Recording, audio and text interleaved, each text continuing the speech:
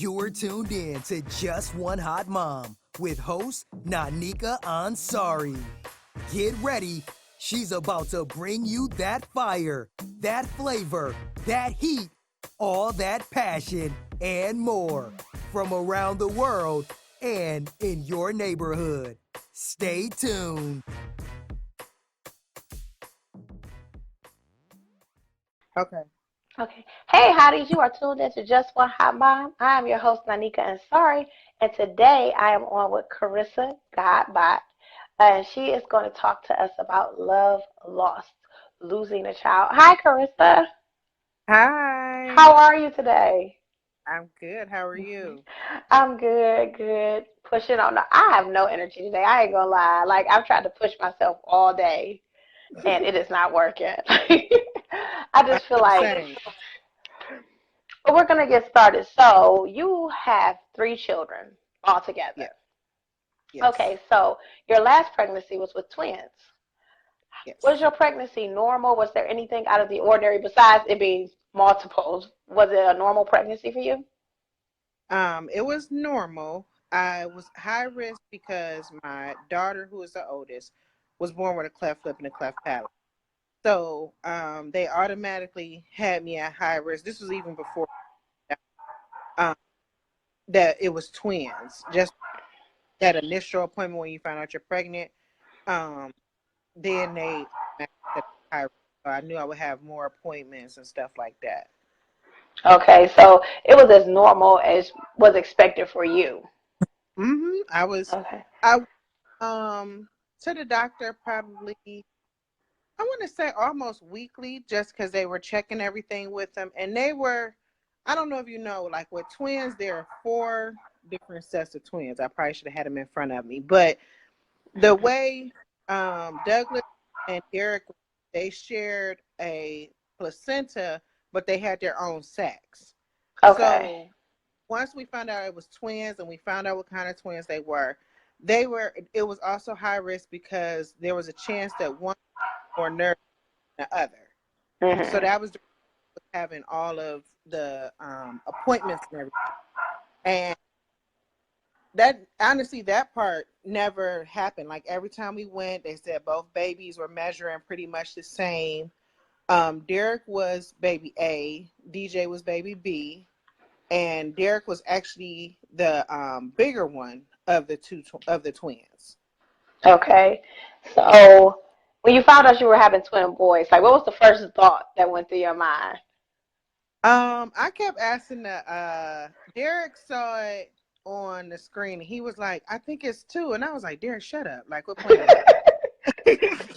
So he said it again. I'm like, for real, like, quit playing. Like, we in the ultrasound. I'm like, quit playing. It's not the time to be playing.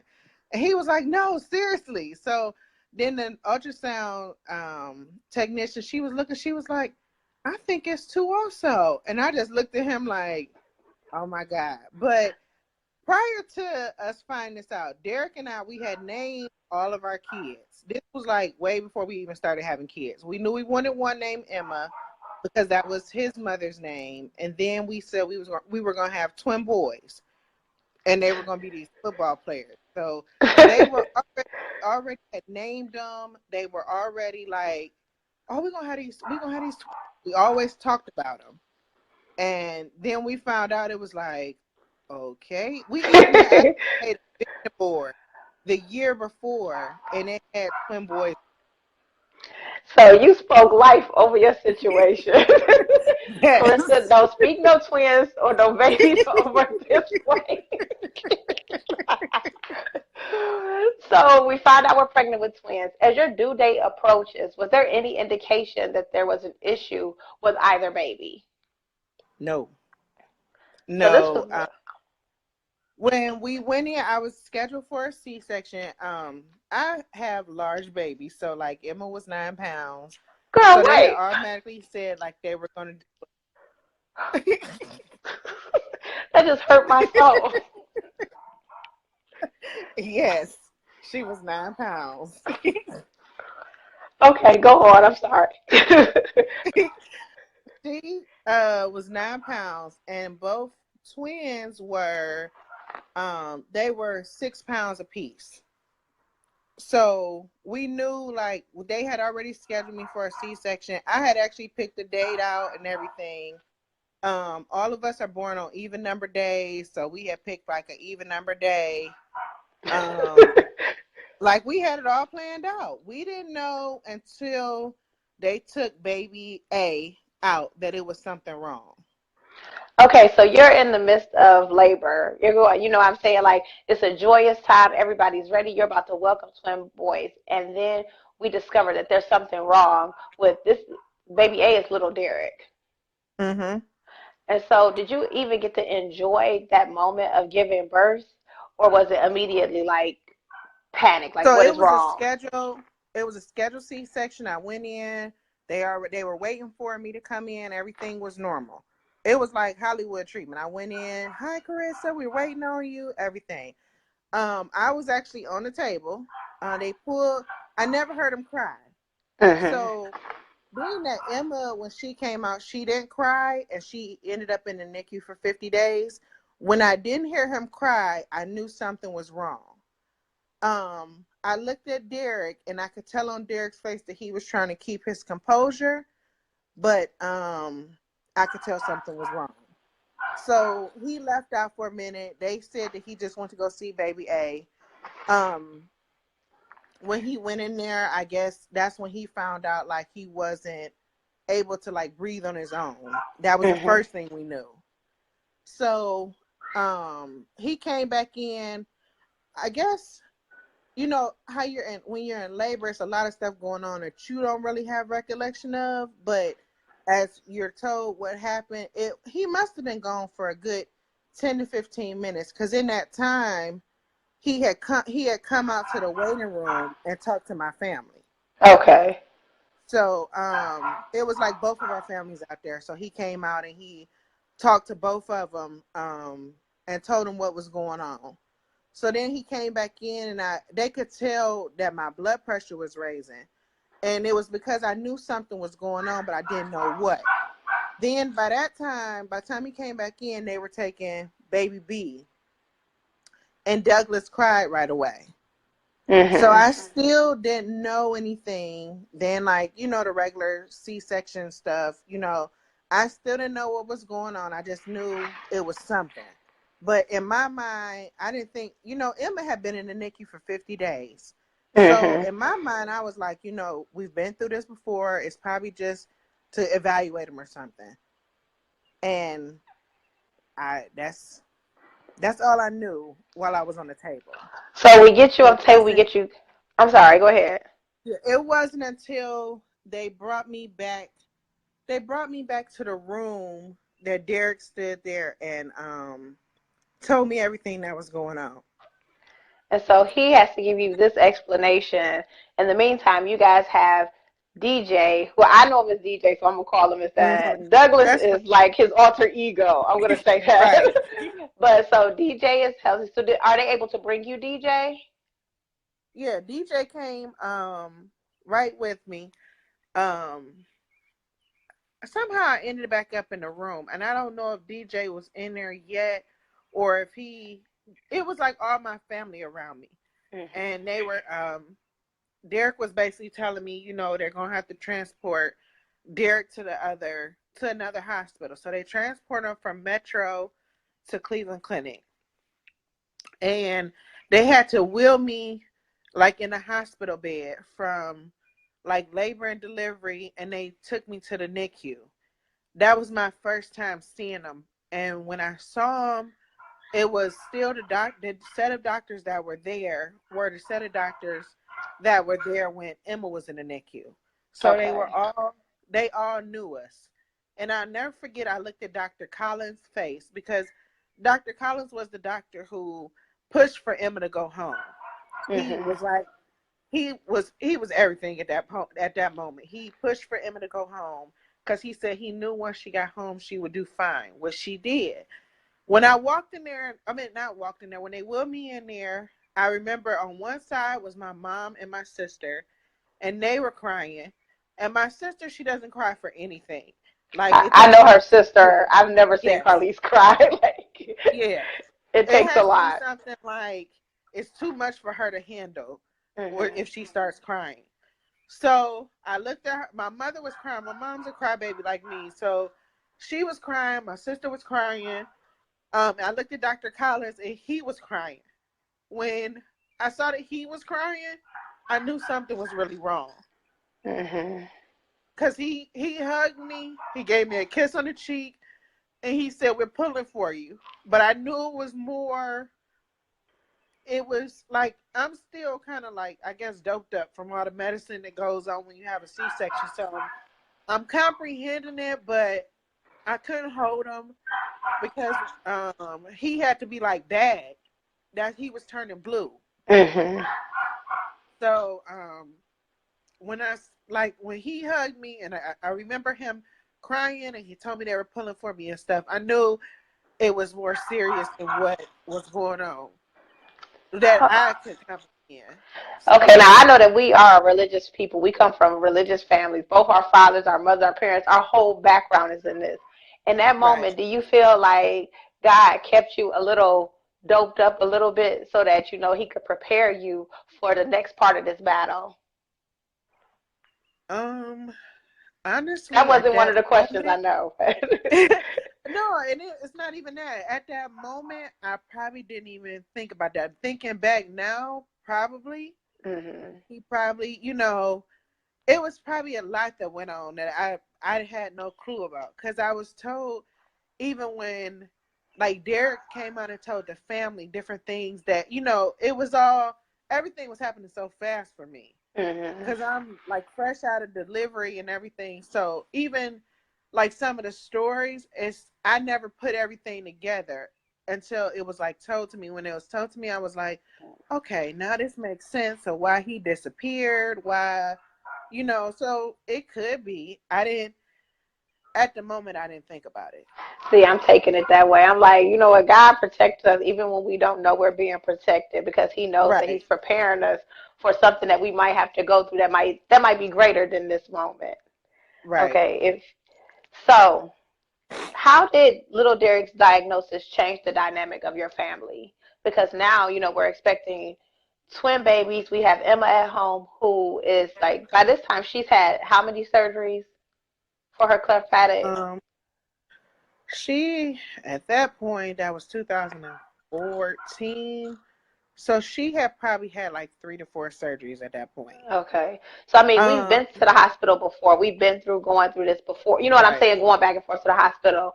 But now the dynamic has changed because we find out this is a bit more serious. How was your relationship with your husband, the kids, and the rest of your family? Everybody was very helpful because I guess when we found out, it was like a couple of, like you have to stay in the hospital. So I didn't see him for like 3 or 4 days. The day I got out the hospital, I think I came home, and then that next day Derek took me. When I got and even then, like he knew everything that was going on, but he didn't.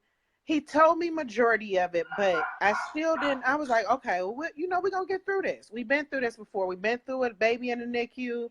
We've been through this before. So even then, I don't think I really like with him. He came back to the hospital. I remember he left the hospital, and him and my father and his brother went to Cleveland Clinic.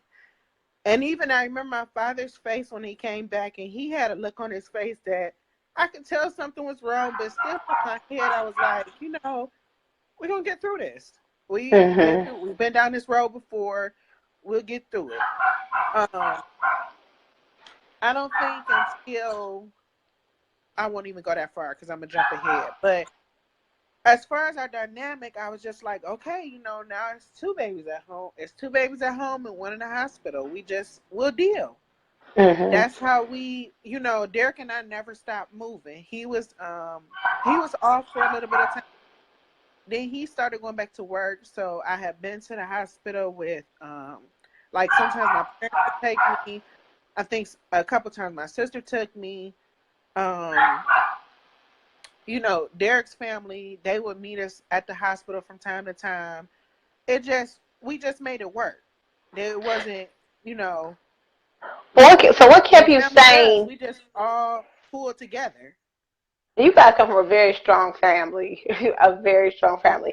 But what was the one thing that you can remember that kept you sane in this process? Because I can only imagine, we both are moms, and you've been a mom for a while at this point, and so you flip out. Your job is to protect your children. What kept you sane in this moment when you had to depend on other people to help you protect him? Um, I think what kept me, I won't say I think, God kept me sane. I have been through this with Emma, and I keep referring back to it because that's what I held on to. I had Hmm. been through it before.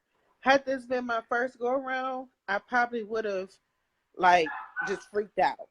Hmm. But um we have been through it before, and I was just like, Emma made it home. She's happy, she's healthy.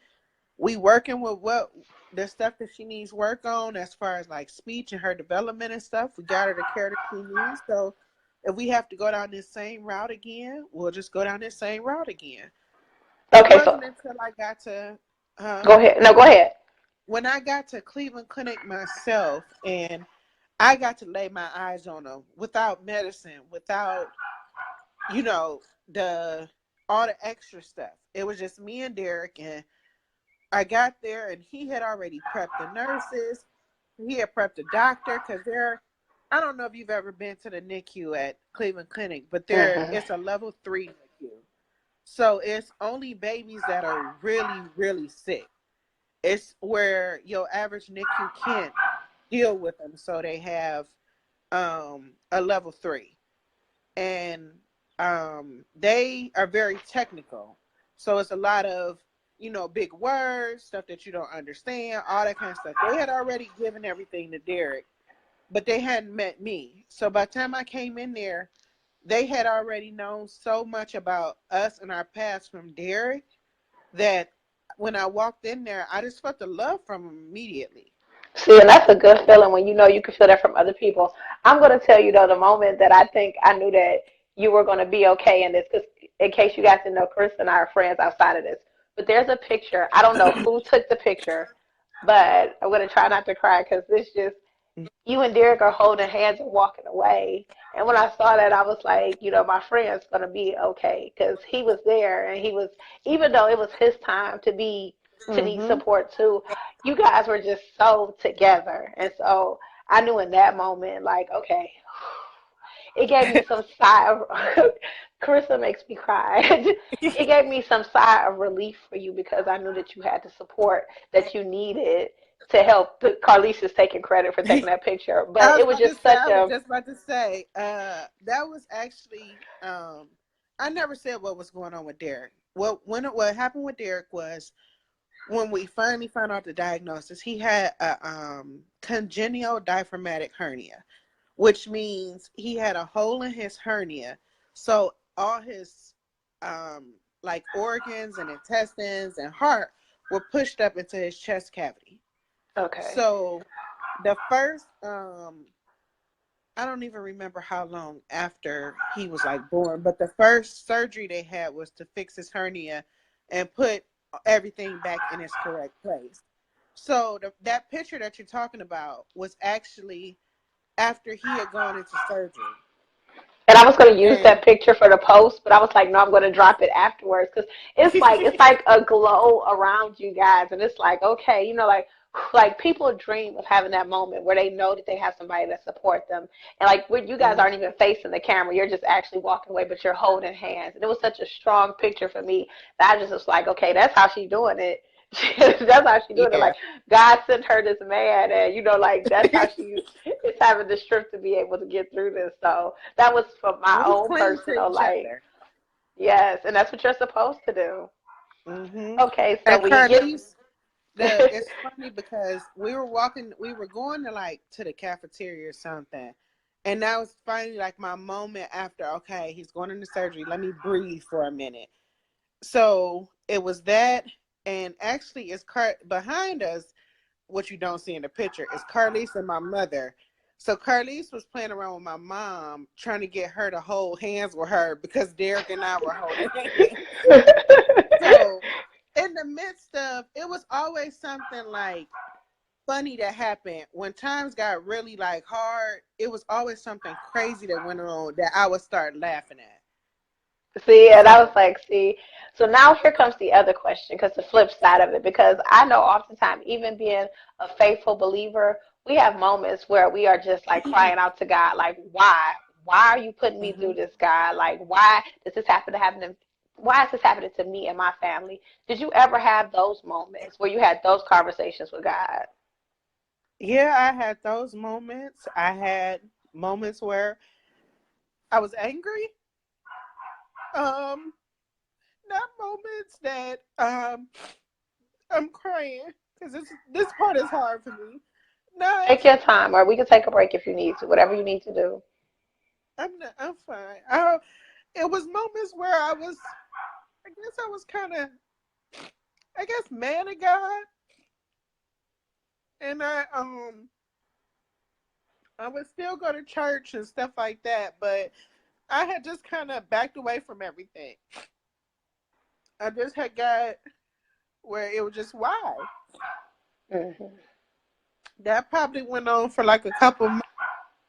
And I had briefly said something to my pastor about it, and he kind of explained, like, um, how almost like you go for stuff through a reason, and it's something bigger coming from it. Hmm. But I never got to the point where I feel like I'm done with this or nothing like that. But I was angry. I was Hmm. angry that this is the second time I had gone through this.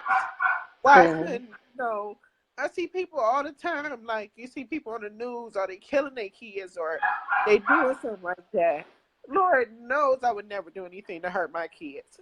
No, I would never do I mean, like any other mother that really loves their kids, you just be like, why couldn't stuff be easy for us? Why couldn't it just, we have babies and go on with life like normal, like everybody else? Well, I was It's, not a mom that, I have been through the hard stuff with Emma, and now here I am going back through it. I had asked that plenty of times. Like, what is it about me that I have to keep going through this?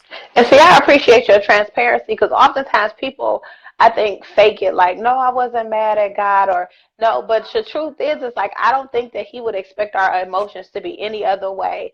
Like, this is something Hmm. tough you have to go through.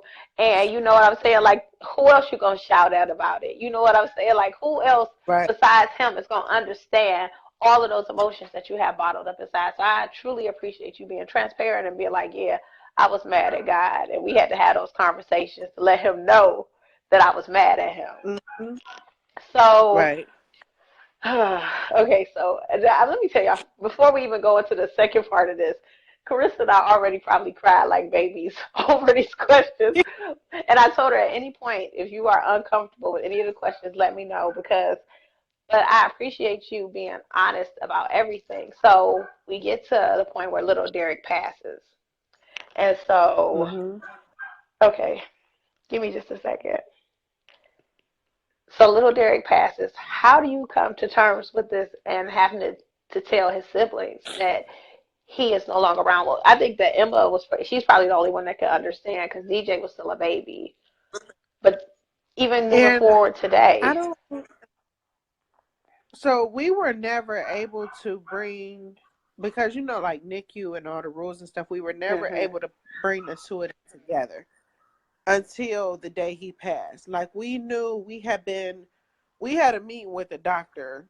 I would say it was like a Wednesday or a Thursday. And this was close to Christmas, and they said they had told us like his heart was in bad condition. Once they started researching it and like checking everything out after his first surgery, his heart was in bad condition. So they had told us that he wasn't gonna make it, and they said we can just wait it out, or we can decide like when.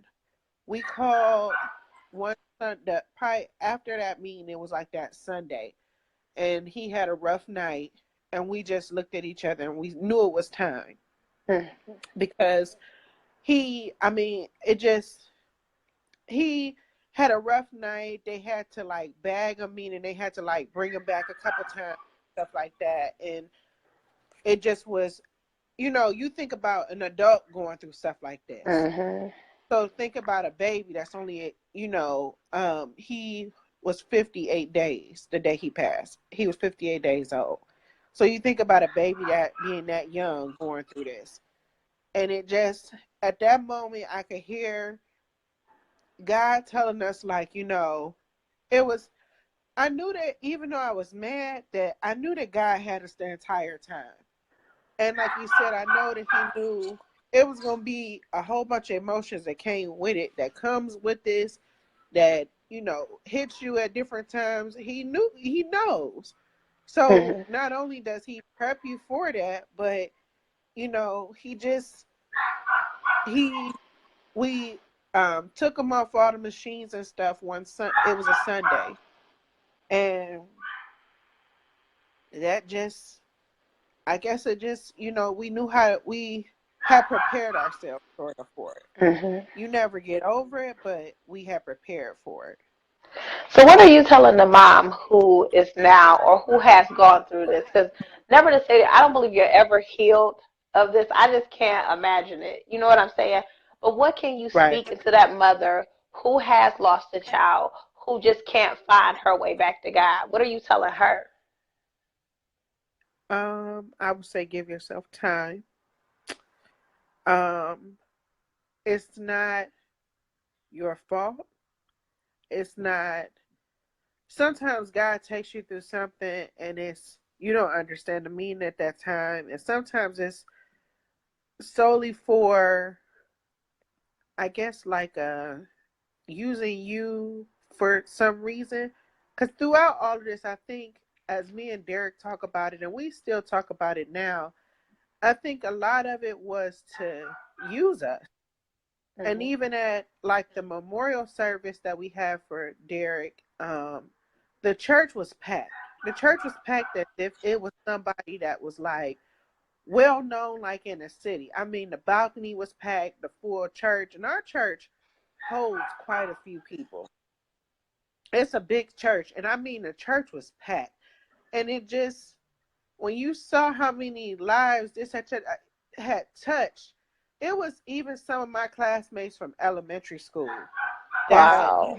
heard about what was going on and came out and supported not only us, but just our whole family. I mean, down from like some of my sister's friends, even Derek's co-workers that he no longer worked with has shown up. It was just truly amazing, and it was just God used Derek. Some people, we had even been told that it brought some people closer to God. And as much as I look back on the situation, and to this day, I wish I could just have my son. I know that he had a bigger purpose, and he needed Derek. Although we need him, he needed him more, but he used them to bring people closer to him. And that's a big job for a little man. So I'm going to go ahead. So is Right. that why we call him Superman? Because his nickname is Superman. Why do we call him Yeah. Superman? We That's a called big him job. Superman. Yeah, and the Superman came from right out a couple weeks after they were born. It was Halloween, and we made him superheroes. So DJ was Batman because he liked to sleep during the day and was up at night. And Derek was Superman because even with everything that was going on, he was still fighting. He was Mhm. like our little superhero. And so now, So what's next for you guys? Like, so now we have to continue on life without our superhero being here in the physical. right. How are we keeping his memory alive? Um, we have like we I don't think I can handle just pictures everywhere because a lot of Mhm. times pictures send me into like almost like a relapse. Mhm. So um, we do. Everybody has Superman stuff around. Everybody has Superman T-shirts. Um, a lot of times if you see us with Superman stuff, it's our way of like remembering him or something like that. But I have, this is actually my second interview on interviewing just about losing a child and stuff like that.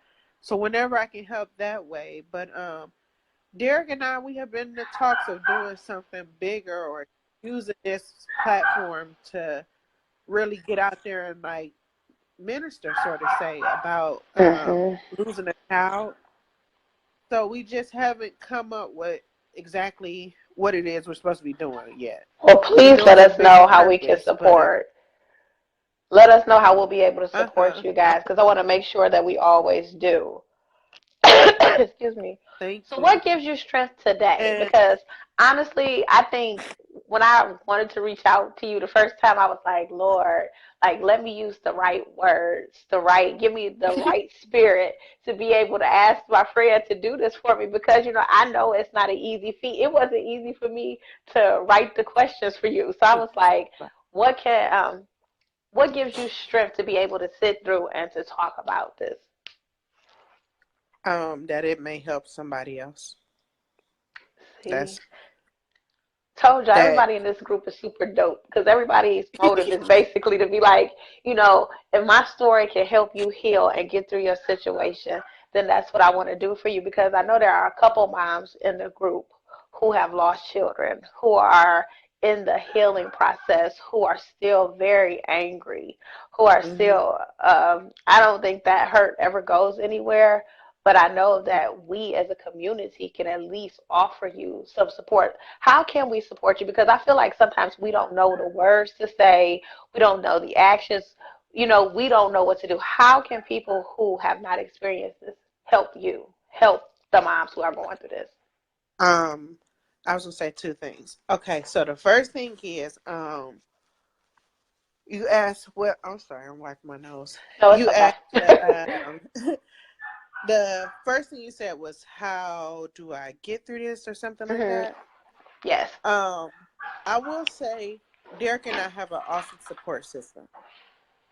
Um, a reason why I do these interviews, as much as they send me into, like the day you sent me the questions, I started crying. This morning I was crying, and it was more. I was nervous. I was scared. Sometimes I don't like to revisit it, Hmm. but I know that we were blessed in that we have an awesome support system. So everybody doesn't have that support system. So sometimes, like, I agreed to it because I knew that. Did I want to talk about it? No. But did I know that it could possibly help somebody else? Yes. So that's the reason I'm here. It's because I know that everybody doesn't have those people pulling behind them. Some people go through this alone.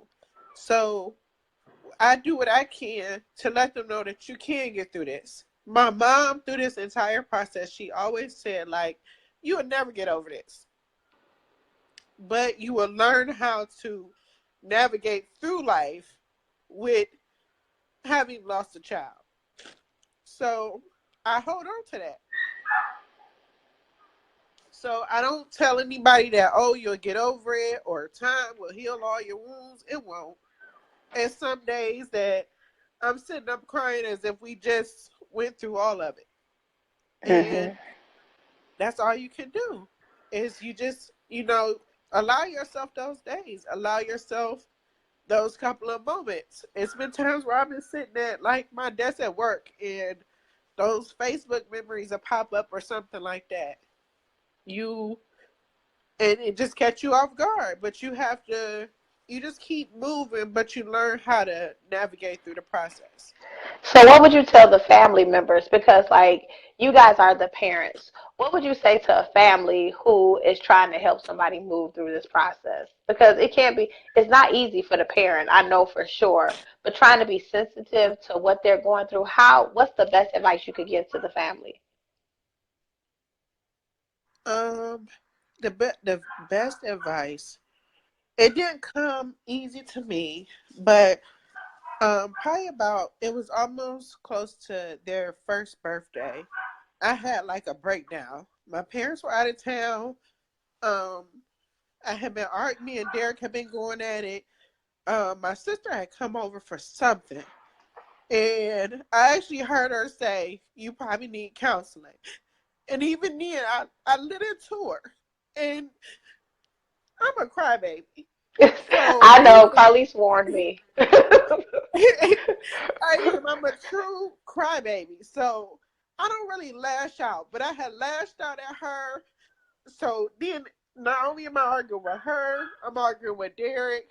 And then I talked to my mom, and I just wanted her to like take my take my side.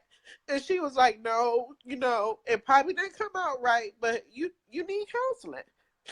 And so I scheduled a counseling appointment. Probably a couple weeks later, we found a counselor through like a website that my friend, who's a professional counselor, she had given me, and that was the best thing. Although it took some like hard, like, this what you need to do. You know how sisters Hmm. are. They tell you something like, "Man, whatever, like, go ahead, you do counseling." And that's how I felt. But it was probably the best thing that had come from like an argument. And see, I'm so glad that you mentioned a couple of things. One, I'm glad that you mentioned it took you a couple of weeks to find a counselor because I think some people think that you say you want to go to counseling and boom, it's just a counselor available to you. And it takes some time Right. to find a counselor that could actually vibe with you, who you feel comfortable with. Because you're not just going to feel, I'm going Right. to tell you right now from going to counseling, you're not going to feel just comfortable with the first person you come in contact with. It takes a moment for you Yeah. to match it up. I I made sure she was a I didn't pick a Christian counselor because sometimes, when you're dealing with people with the Bible, although I know you need to pray, you need to, there's scriptures and stuff like that, I don't necessarily want you throwing the Bible at me. Not at all moments while I'm So going I through made this. sure, huh? I said not at all moments when I'm going through this, especially when I'm mad. Like I don't want Right, you to be throwing those right. scriptures at me. I made sure she was a relationship counselor also because although like our marriage was never like shook up or anything like that, I knew that if we didn't deal with everything that we had been through really in like the last 3 years, with Emma being in the hospital, with all the surgeries, and we hadn't dealt with all of that, it could cause some major issues later on down the line. So I wanted somebody who knew the dynamics of a marriage to also, I needed a grief counselor, but I needed her to understand the dynamics of marriage. So you weren't telling me, "Oh, well, you go your way for a little bit, he go his way." No, I didn't need that. I needed Hmm. somebody to say, "Okay, this is how you all can figure this out together." And that's a smart way. I didn't even think of that, but that's a smart way because honestly, you guys are going to have to hold the family together. So what's the point of trying to do this separate when you guys are going to Right. be a unit and a family? Anyway, that was great. Go ahead on, Carissa.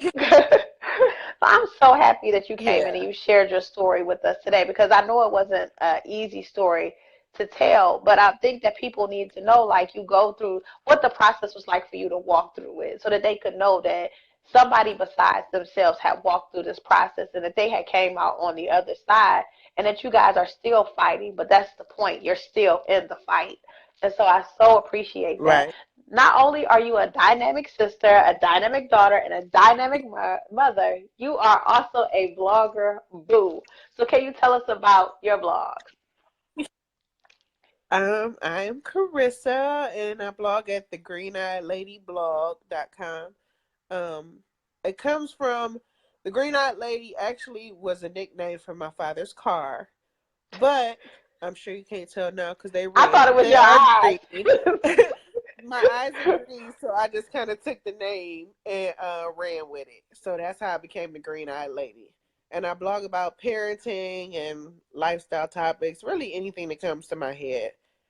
And I share a lot of like what we go through with having a special needs daughter, and like when I'm having a rough day with Derek. So sometimes you will get like I won't say they're a dark post, but you get the real me, where I'm literally sitting in front of a computer crying, but I need to get it out. So it becomes a blog post. And see, I love that. I love reading a transparent blog where you can be honest about what you're really going through. It's not all fluffy all the time. Like Right.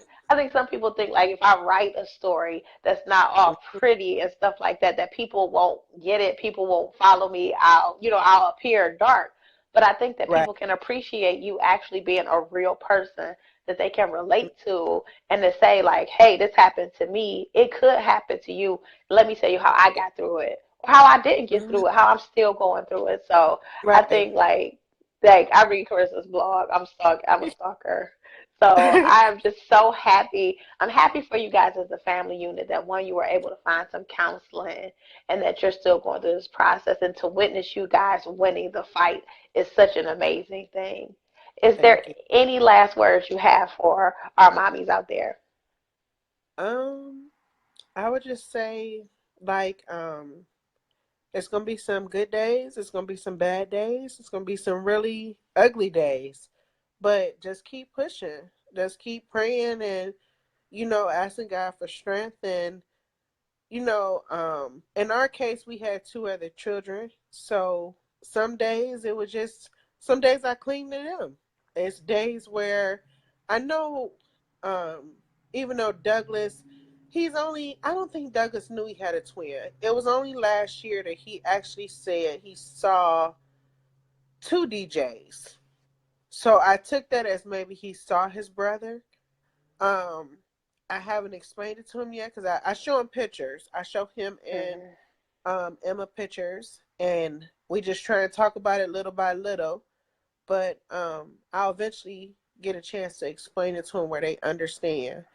But Mhm. just find whatever that thing is that you can hold on to that'll keep you pushing. And for us, a lot of times it's Emma and DJ. Wow, It's they're two also miracles. for each other. But yeah, if for Emma and DJ, definitely. Well, I know that's what keeps me going. My three, they drive me crazy, but they also are the thing that Absolutely. keep me moving in the direction. I don't know if I would be the same person if God hadn't blessed me with those three children. So I'm ecstatic. Hey, Right. Heidi, I want to thank you all for tuning in. I want to thank Carissa for being on again. I just want to leave you with this thought that God does things for a reason. Sometimes we don't understand it, and sometimes it's not meant for us to comprehend.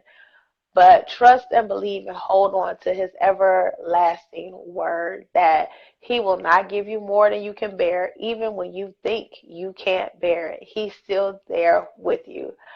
You have been tuned in to Just One Hot Mom. Guess what, hotties? You've been tuned in and you've been elevated. Talk to you soon.